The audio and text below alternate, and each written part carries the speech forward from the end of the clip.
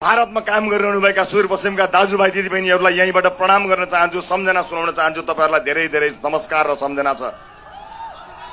मलाई थाहा छ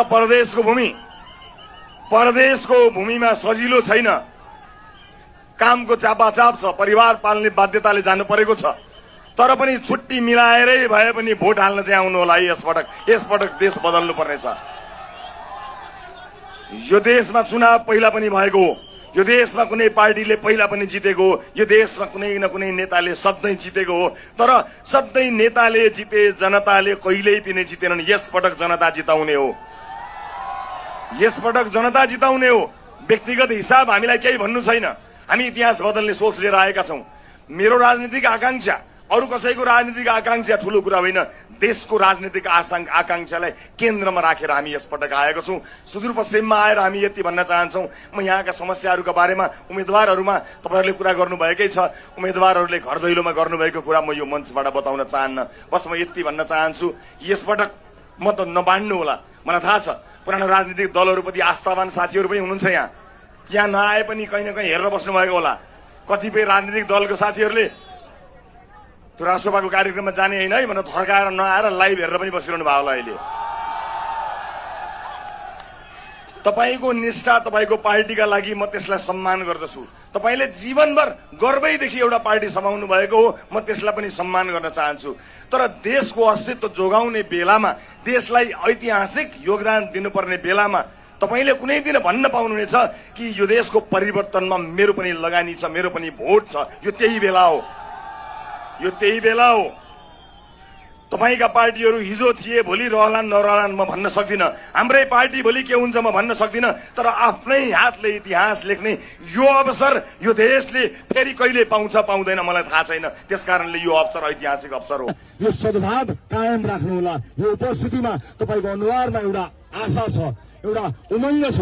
तपाईहरुले आशा गर्नुभएको छ। यो जिम्मेवारीको यो जिम्मेवारी हामी खेर फाल्ने छैनौं, हामी बिर्सने छैनौं।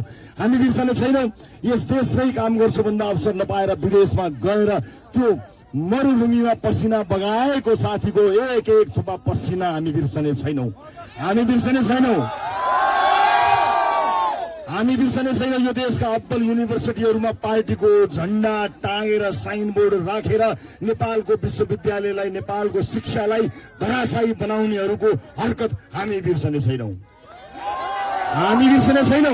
यो राज्यको नसामा दलीय भागभण्डाको राजनीति घुसाएर देशलाई टकुन टाट पार्ने, देशको भुकुटी लुट्नेहरूको षड्यन्त्र हामी बिर्सने छैनौं। सुशासन माग्नका लागि संसद भवन अगाडि गएका हाम्रा भाइ बहिनीहरूलाई टाउकोमा र छातीमा ताकेर ढालेको हामी बिर्सने छैनौं। अब न कसैको पसिनाको एक थोपो खेर जान दिन्छौं, न शहीदको रगतको एक थोपो खेर जान दिन्छौं। बस 21 गतेको प्रतीक्षा छ। नेपाली जनताले आफ्नो भाग्य र आफ्नो भविष्य लेख्ने दिन हो। यसपटक एउटालाई दुईटालाई होइन, राजनलाई र मनिषलाई मात्र होइन, जहाँ जहाँ घण्टी बहाग उठेका छन् त्यहाँ त्यहाँ जित्नुपर्छ। एक ठाउँ दुई ठाउँको कुरा होइन साथी हो।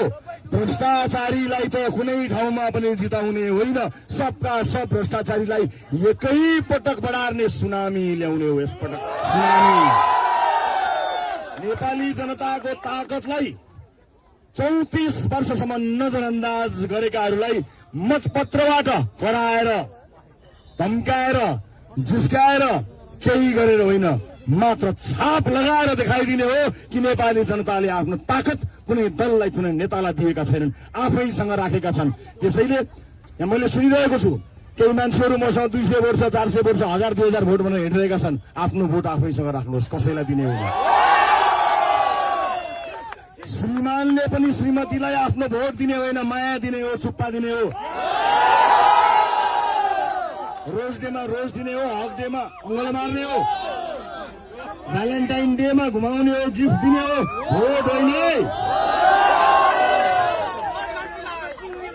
भोट त अहिले यहाँ देखिएका यहाँको हकमा यी दुईजना होनहार युवाहरूलाई, देशभर उठेका घण्टी बाघलाई सबको जय होस्, जय देश, जय घण्टी।